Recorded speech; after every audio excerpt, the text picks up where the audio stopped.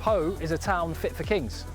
Literally, there were monarchs born here, and just there is a chateau that Napoleon would come to as his favourite holiday spot, as many people of noble birth would bring their horses and carriage to these parts. But in terms of rugby, well, it's rugby royalty as well. This area, from Pau across to Lord and Tarbes, small patch, incredible rugby heritage, has produced 13 French titles between them, punching well above its weight. And Antoine Dupont, regarded as the GOAT, maybe. If he is, well, he is standing on the shoulders of legends like Jean Prat, the legend of Lord, who was part of a generation that dominated French rugby in the 1940s and 50s, something which people around here are incredibly proud of. As for now, well, Pau, they have in recent memory reached a top 14 semi-final, a European Cup semi-final, but they've struggled financially and haven't managed to replicate the successes of the past. More recently though, this whole area has rallied around. It's made Pau the focal point for the Bearn, and it's flying the flag and carrying the torch for the region. À vrai dire, le rugby non, mais la section paloise oui. Absolute incredible atmosphere. C'est une passion avant tout, Pau est une ville exceptionnelle.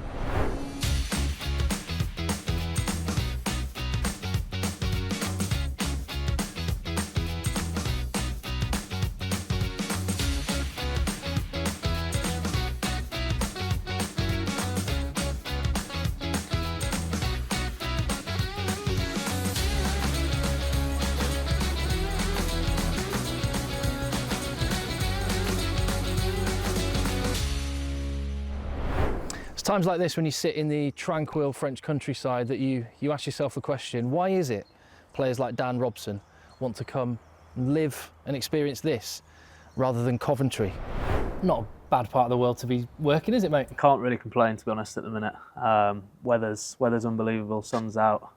We're going pretty well in the league, so yeah, no complaints here. And those views in town? Yeah, the mountains. I thought you were pointing at me.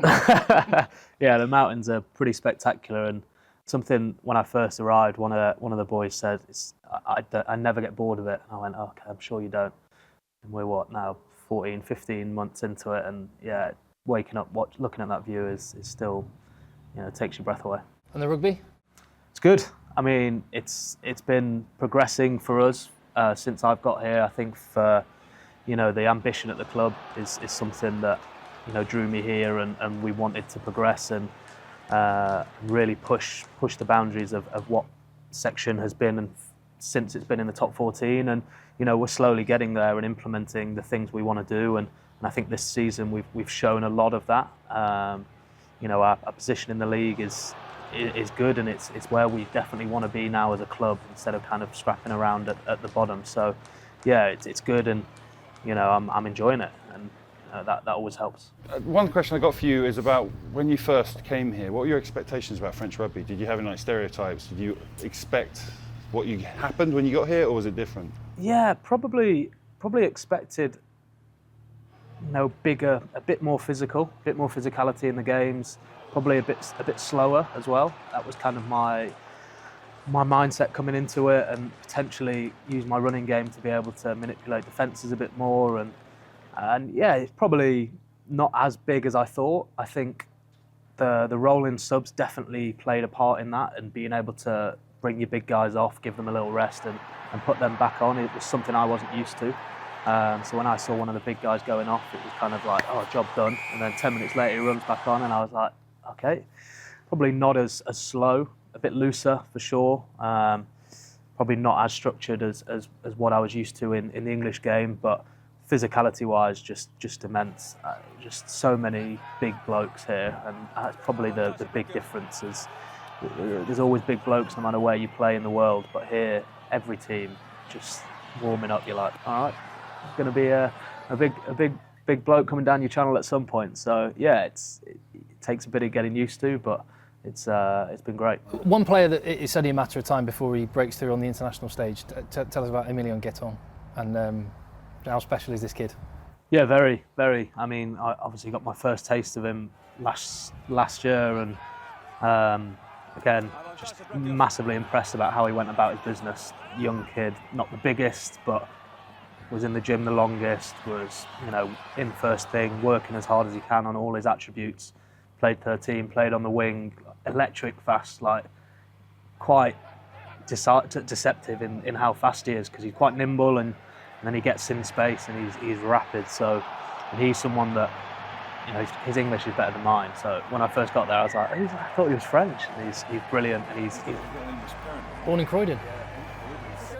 He's very switched on, very bright kid, and always wanting to learn, always asking questions, and that's what's brilliant about these young guys, is they're not just relying on, you know, their ability and everything. They really want to go and ask questions and try and get better and understand the game, and still, like, he's going pretty well again this year. And like you said, I think it's only a matter of time before he's kind of consistently in that French team. He's around the squad and stuff now, and he's in that tough period where you're in the squad but you're getting sent home midweek and it's tough, and they're training in Paris and it's a long way, and then he's got to come here and have probably one session, a bit of team run, and perform to his standard that everyone expects of him, and as an international player you've got to do.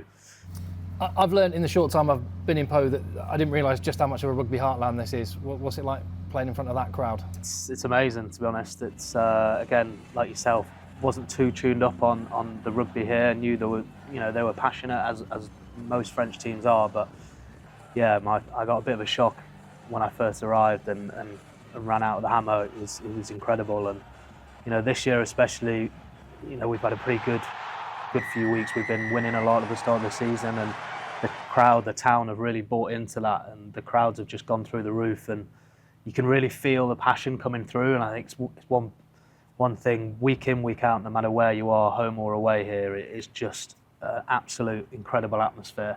And it's what we play for. It's what you want to be involved in, these big games. You talk about them, and you know, the crowd is always a factor, where here is just every week is a big game. Every week feels like a bit of a knockout game or a bit of a derby, because the crowds are just firing into you, and it's brilliant.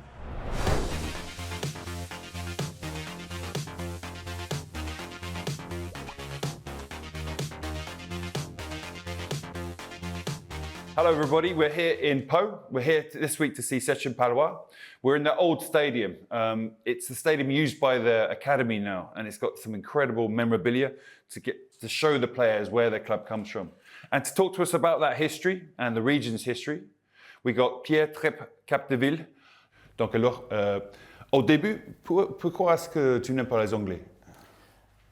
Alors, c'est une légende. J'aime bien les Anglais, mais c'est Leicester que j'aime moins, parce qu'on a des histoires, on a vu des histoires sur un match de Coupe d'Europe, mais bon,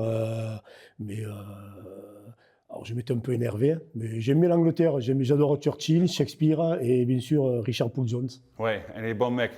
Pour ces mecs qui ne connaissent pas, for you who don't know Richard Paul Jones, he's an old Wasp player, absolute legend, great guy, played many years in France. Mon première question, ça va être à propos de l'équipe de Section Paloise, mais aussi la région. Donc, vous avez avant les équipes qui gagnaient beaucoup de titres.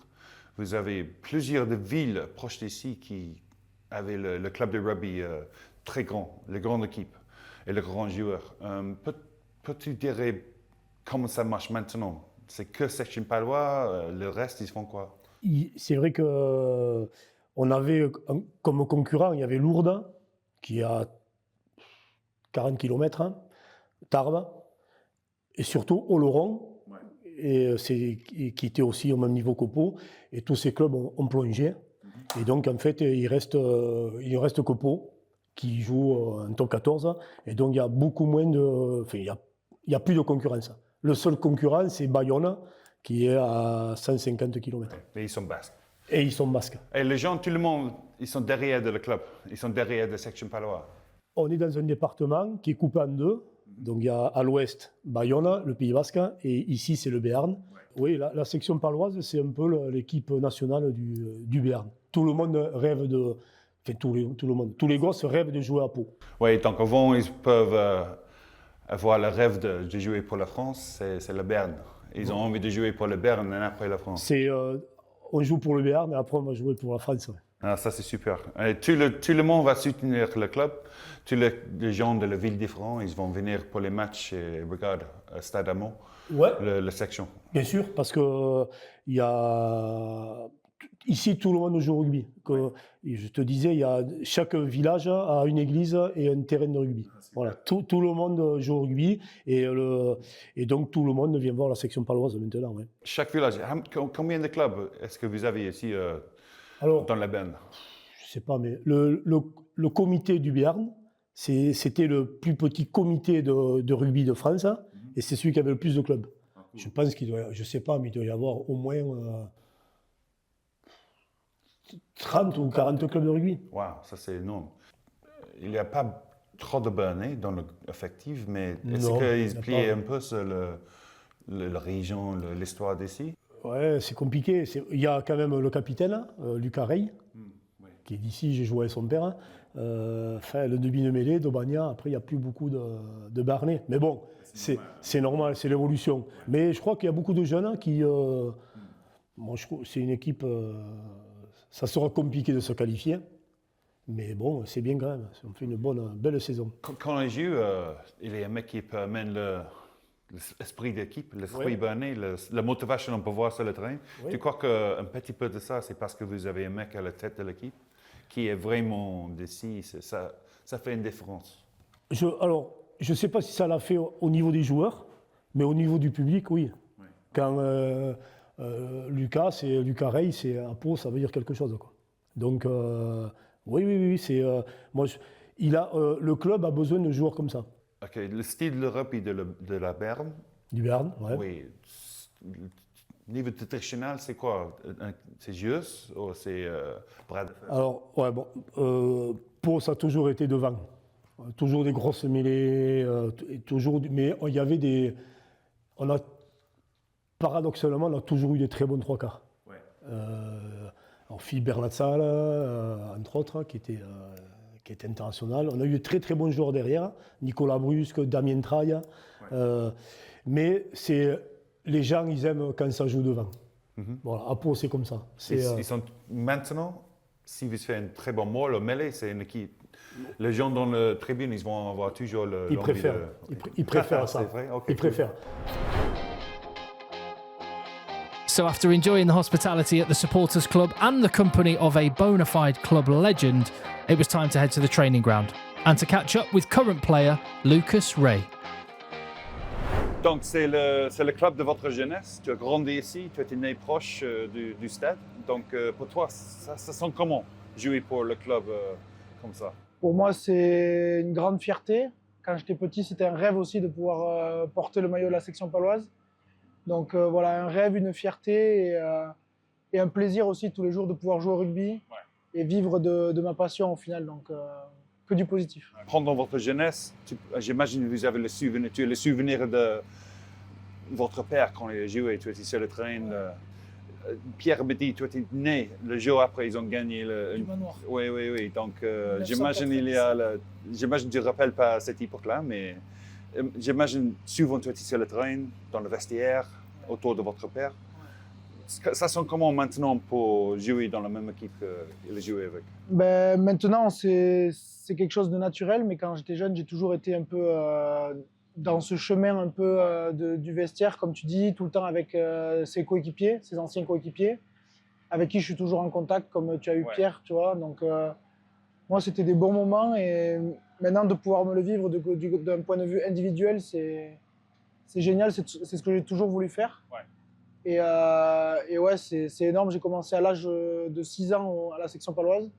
Donc jusqu'à maintenant, ça a été un long chemin. Mais est-ce que votre fierté de votre pays, la fierté de la Bearn, c'est quelque chose que tu peux amener dans le vestiaire qui t'aide à motiver les joueurs? Exactement. Pour moi, c'est le Bearn et la section paloise, c'est pas un grand club national comme peut l'être le Stade Toulousain, des équipes comme Bordeaux, maintenant le Racing. C'est un club avec beaucoup de valeurs. Et nous, en tant que Béarnais, on doit amener ça aussi aux autres joueurs pour avoir un petit supplément, le truc en plus sur le terrain. Comme tu l'as dit, il n'y a pas longtemps, on a fait une belle performance en défense contre Bordeaux, mais ce club, il a besoin d'un truc en plus s'il veut rivaliser avec toutes les équipes. Et c'est ce qu'on fait bien maintenant depuis quelques années. Donc on progresse step by step chaque année. Oui, parce que votre défense, ça défend bien. vous pouvez taper le ballon bien, travailler fort derrière. Pierre me dit que c'est un peu le caractère de la Bearn, le mec têtu qui vont battre. Avant, ils aimaient bien les équipes qui font le bras de fer. Mais maintenant, c'est un jeu différent parce que le mec qui peut faire le bras de fer, ils sont à Stade français. Par ici, donc c'est différent. Vous avez le jeu différent derrière, bien sûr, ils sont vides. Mais encore, vous avez ce côté têtu, le mec qui vont battre jusqu'à la fin. Exactement, on a ces valeurs, je pense, qui sont représentées par le Bearn, avec des superstars qui viennent d'arriver, que le club a recruté. Je pense aux frères Whitelock, à Jack Maddox, Joe Simons, Dan Robson, qui sont des joueurs qui nous amènent un truc en plus et ils s'intègrent bien à l'identité béarnaise et l'identité autour du club. Et pour l'instant, c'est ce qui fait que ça marche bien. Et Ok, ciao. merci.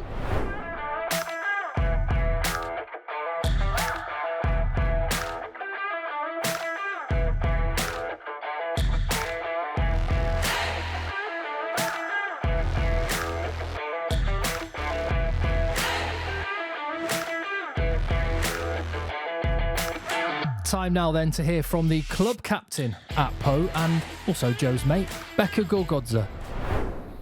Hey Joe. Beka, how you doing? Good, and you? Yeah, good, thank you.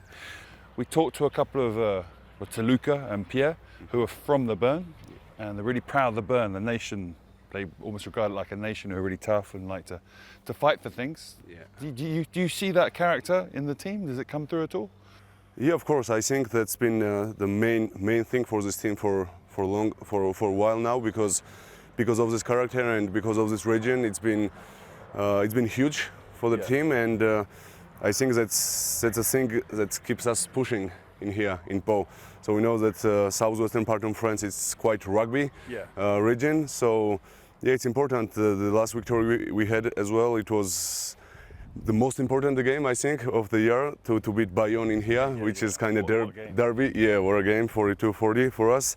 So yeah, it's huge. It's huge for supporters. It's huge for the boys, especially from here. So yeah, that's what keeps us pushing. Also, if that's really a thing that motivates the team, what does that bring the team on the pitch? Like, we talk about motivation, cultures, all that strength. What does it actually do for the team on the pitch, do you think?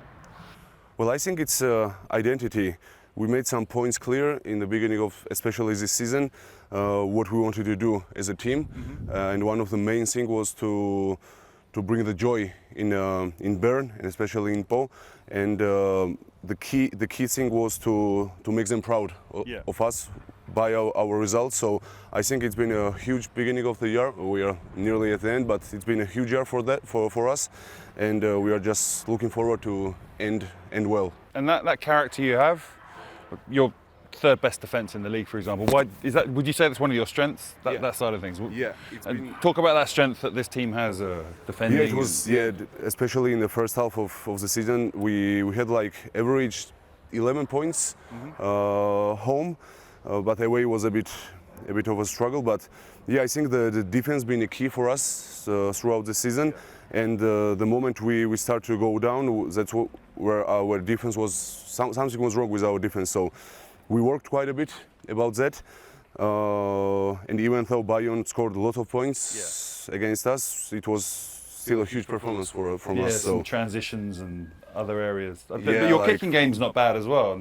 Yeah, kicking game was well. Okay? Yes, I think we got kind of dominated in a mall area a bit, because they scored two, almost like three tries of driving. So yeah, I think we still enjoy that game, because it was, as I said, it was huge for our supporters. The pitch was full. The crowd was extremely happy and proud of us, and of course us, we are quite happy. So now another block starts, another sprint starts, as we call it now, because we've been through some marathons and sprints, and we kind of did well throughout the sprint. So yeah, we're just looking forward to start again this weekend and do our best. Yeah, your team, when you attack, you can see the system working in place. Two men attacking the line, the options they take, and their ability to maintain the ball and read what's going to happen is very good. But that's all very organised play. Yeah, and that is one. Is that déplacer le ballon and how they can do this is one of your strengths? Yes? Yeah, exactly. I think we worked quite well on our shape. I would say. and shape. Once the shape is good, then when the game gets like unstructured, we are quite good at like going to. Yeah, to that change from organisation Yeah. to that. You the right. got some good players. We just chatted to one of them, and some of your back three. Yeah, exactly. Exactly. Yeah, back three alone. They can create. Yeah, When an opportunity is there, what they can do is amazing. Exactly.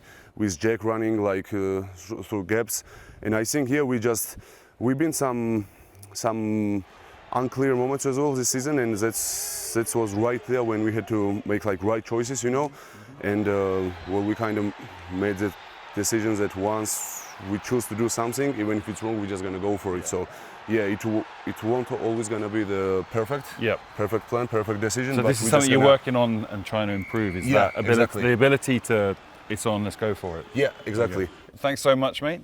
Real hopes that you get to the playoffs this season and do something special. Yeah, thank you very much. It's really good to have you guys here on this sunny, beautiful day, and yeah, we are really looking forward to this end of the season and trying to prove ourselves firstly and do our best to finish on the best position we could. All right, So cool. thank you very much. I'll see you next time, buddy. Thank you. See you. Dan was talking about the attacking shapes that he's had to get used to, the different system. What was he talking about? Let's have a look at some of their clips. Both Lucas Rey and Dan Robson both said that their attacking shape's one of their strengths. Okay, the ball's not that quick, so they're using their shape, their plan. And we can see when we pause it here, Nathan Decron, the centre's running at the line. He's running at the player in front of him, pinning him down, while the winger's running off his shoulder. Decron's watching the defence because he's going to pass the ball depending on what the defence do. Okay, so the defence should all be very ball aware here, watching that ball and how it's being handled by Decron. Okay, but one of them is watching, Kokogyi is watching the player at the back, Maddox. He's really worried about Maddox, so he starts to follow Maddox instead of the ball and worrying about what's happening in front of him. And we'll see that he gets unbalanced and they lose their connection. So now Kokogyi's unbalanced, Decron's seen this, he'll use that player on the short line to smash through that space there, create fast ball. And once they create fast ball, they're okay, they're quite good at maintaining that momentum. And eventually, if you maintain fast ball for long enough, then you get that lazy prop, big space, and bam, someone like Dan will burst through and score tries. This is how they play, and that's the strength they're on about. We can have another look at this. They do struggle to accelerate, which is the third point that Dan kind of made. They're trying to work on this. We pause it there. That ball was fast. They could have played to all that space out wide, but instead they've gone back to their shape. Okay, so they're struggling to break out when the moment happens in front of them that they should be going, boom, let's go. Flooding those holes, supporting each other, adapting to what's happening in front. They still use their shape. But the shape does work. We see here again, Atasogbi is going to pin down the player in front of him with a forward running off his shoulder, option out the back. Okay, so when you see the defender step in, that's when he makes his decision to pass out the back, and they get a 4-on-1 out wide. They do butcher it, but that's their system working to create these kind of opportunities and go forward. It's not to say they don't have some genius, okay? They've got some players that can do amazing plays like this. Atasogbi's tearing up. Maddox creates loads of opportunities. They've got several players young. Gaeton is playing with the French team. They've got several players who are really tearing up when they get the opportunities, okay? They're capable of doing these things. Give them too much space and they can score some pretty impressive tries. So that kind of hybrid between the structures and busting it open, that's what Dan Robson was talking about. I like, where is that balance compared to some of the other teams? Probably more structured than Toulouse or Castres, okay, but they understand it. They're aware of this, which is a good thing. So they're structured, which means they're giving up less turnovers, which means they can score points. But I think to really push on, they're going to have to learn how to, when the moment happens, drop the hammer so they can score more points that wins them more games. Because defensively, they're pretty good. Defensively, they're third in the league, okay? They're motivated. We talked about that first strength. They all say, we're together, we're one, we work hard. The kicking game's good. You see here, they chase hard. Okay, loads of players in that defensive line, double hits, reloading, getting up, trying to suffocate the opposition as much as possible. Gaetan blocking that width, forcing Bordeaux into a kick, into a poor kick. And from that poor kick, again, we've talked about those talented young players they've got. You give them a terrible chase like that, if they win that ball, they're going to tear you open at this point here. Okay, but it's that motivation that forced Bordeaux to make that kick. And it's that motivation that we talked about, the motivation from Lucas Rey, part of the Bearn, that team working together, and the young talent just being so enthusiastic. We see here again, line speed, great kick. Bearn make a couple of passes and they're getting hit in their own half and having to kick out their own half and give more opportunities to this talented young team. But again, you'll see here, it's a good kick from Bearn.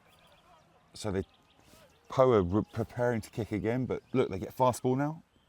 One tackle missed, a couple of guys pile in. There's loads of people on the floor. Look at that space out wide. They should be going, but they don't, which is where they need to improve.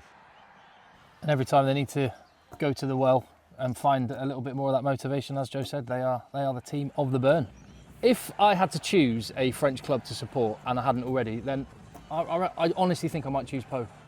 Don't talk too soon.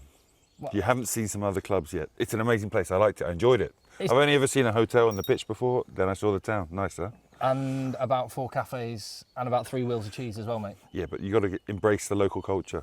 True. From PAU, and until the next journey on our rugby odyssey, au revoir. Don't forget to hit like, subscribe, share, tell your mates. We'll see you on the next one.